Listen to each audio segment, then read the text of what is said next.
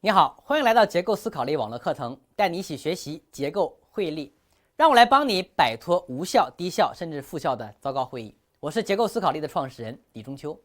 在上一讲我们一起认识了被誉为会议圣经的罗伯特议事规则，分享了其中的主要内容，也就是12项开会的基本原则和开会的6个步骤。好，那我们后面的内容呢，就会在这些原则步骤的基础之上，带着大家一块结构化的进行拆解和梳理。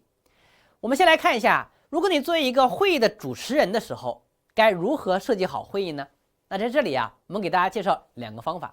首先，第一个，你将学会用5W2式的框架问自己和会议的共同发起人几个问题，详细的描述制定会议的方向，也就是帮你梳理清楚到底为什么要开会。然后呢，再使用 BP 法则来吸引参会者，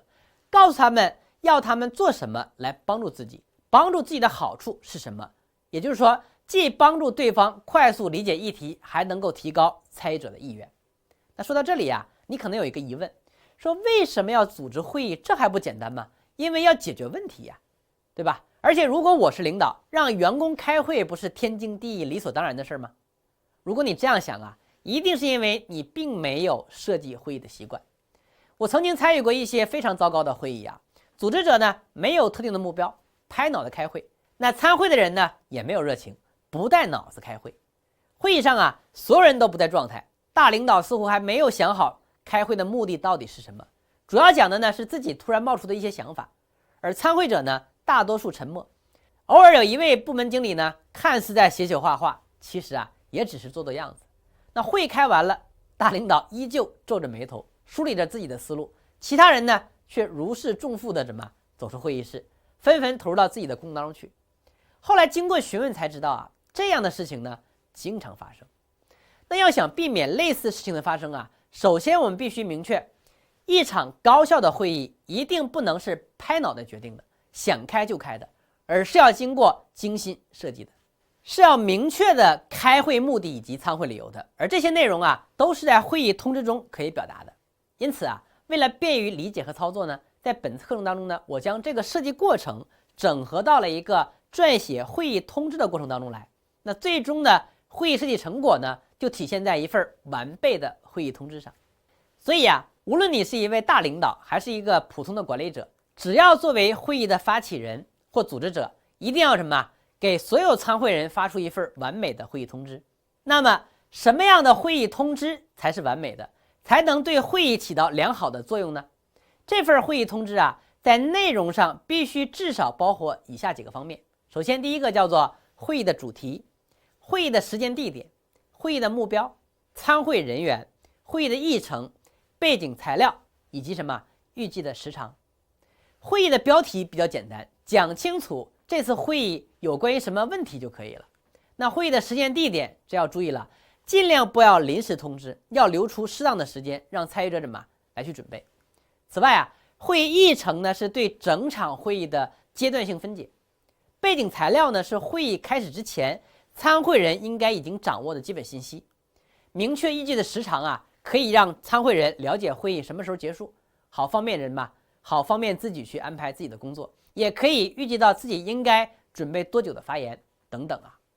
以上呢这些内容都比较简单，我不展开讲了。我想帮你强调其中的2个要素，一个是开会目标有关的，会议发起人为什么要开会？思考这个答案呢，可以解决会议发起人拍脑袋随意发起会议的问题。那另一个呢，和参会人有关，为什么让他来参会，以及他来参会有什么好处？那思考这个答案可以解决参会人不带脑子参会的问题。而想要得到这几个问题的答案你就要学会使用2个工具，一个是5W2H 的框架，第二个呢我们叫做 BP 法则。我们先说5W2H它是搞清楚会议目的，杜绝我们拍脑袋开会的最佳方案。它不仅可以帮我们来确保是因为面临问题才决定开会的，还能帮你率先的梳理问题，找到真正要解决的根本问题。有句话这样讲的，叫做把难题清清楚楚的写出来，便已经解决一半了。无论你是否是一个解决问题的高手，我相信对这句话都不陌生。这其实呢是最著名的吉德林法则，由美国通用公司的管理顾问吉德林提出来的。他强调的是只有先认清楚问题，才能很好的解决问题。这要求我们在面对问题、产生一个要开会的念头的时候，先别急着发通知，先试着问自己和共同发起人几个问题。首先，第一个问题 ，What 出了什么问题？有一个什么现象 ？Why 造成这样的原因是什么？第三，问什么时候发生的？第四 ，Where 在哪发生的？第五 ，Who 谁出了问题，与谁有关，谁能解决？第六呢 ，How 怎么发生的？第七 ，How much 多少事物出了问题，问题出到什么程度，数量如何，以及频率如何等等。而这些问题的答案啊，对应着你召开会议的主题是什么，目标是什么，以及和哪些人相关。作为会议发起人啊，你的任务是认真回答这些问题，最终明确3件事情。第一件事啊，要明确这次会议召开的目的是要解决 Why， 要有一个彻底的行动方案、行动计划，还是仅仅对 How much 想办法降低影响程度，还是说要集思广益，共同的分析 What， 更加深入的引发参会者的思考和讨论，挖掘背后什么问题的根本原因呢？那不管怎样，我的建议是叫做一事一议，我们不开多目标的会议。那第二件事情呢，叫明确会议的难度，制定会议的时间、时长和讨论方法。那我的建议是呢，单目标的会议啊，最好不要超过40分钟。第三件事叫明确参会人员，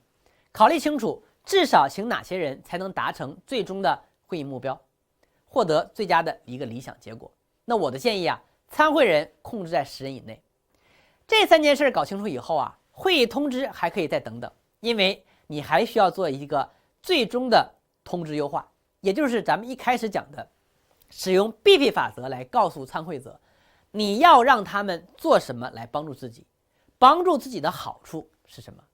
那所谓 BP 法则呢 ，B 呢指的是行为行动，这是提醒你要在会议通知当中明确的告诉每一位参会者，你需要他们在这次会议当中为你提供哪些帮助，是否需要他们在会前做一些特定的准备，是否需要在会议中特别注意哪些事情等一系列的和行为有关的信息。那所谓 BP 法则中的 P 呢，指的是利益，这是要提醒你在会议通知当中要明确的告诉每一位参会者，如果我们能够顺利的完成会议，对大家和对你有什么好处。所以啊，你的会议通知啊，其实最好应该是一人一份，因人而异的。还记得一开始你的疑问吗？我作为公司的领导，召开员工会议不是理所当然的吗？这句话确实没错，你有权召集员工开会，但是呢，员工是来走过场的，还是深度参与的，就不是你能控制的了。毕竟啊，谁也不愿意参与一个自己去不去都行，即使目标完成的再好，所创造的业绩也跟自己毫无相关的会议，所谓的出力不讨好的事情。我有什么理由费尽心神参与呢？走走过场也不至于得罪领导就完事儿了。这样的参会者啊，你召集来又有什么用呢？所以啊，在一人一份因人而异的会议通知当中啊，应该怎么体现参会者可得的利益，就需要好好挖掘一下了。最后啊，用一个会议通知的参考案例来结束这一讲的内容，也就是当我们要发起一次会议的时候，一定要精心设计。你发出的会议通知里要明确的表述清楚会议的主题、会议的时间地点、会议的目标、参会人员、会议的议程、背景材料以及预计的时长，并且最好做到什么？一人一份，因人而异，明确每一位参会人的行动以及对方可得的利益。到这里，你学会了如何制作一份完美的会议通知，完成了一次完美的会议设计，先保证了会议的短和小。也就是说啊，你要学会用5W2H 的框架来问自己和会议的共同发起人几个问题，详细描述问题，制定会议方向，也就是能帮你什么彻底搞清楚我到底为什么要开会。然后呢，再使用 BP 法则来吸引参会者，告诉他们要他们做什么来帮助自己，以及帮助自己的好处是什么。也就是说，帮助对方快速的理解议题，还能提高参会者的意愿。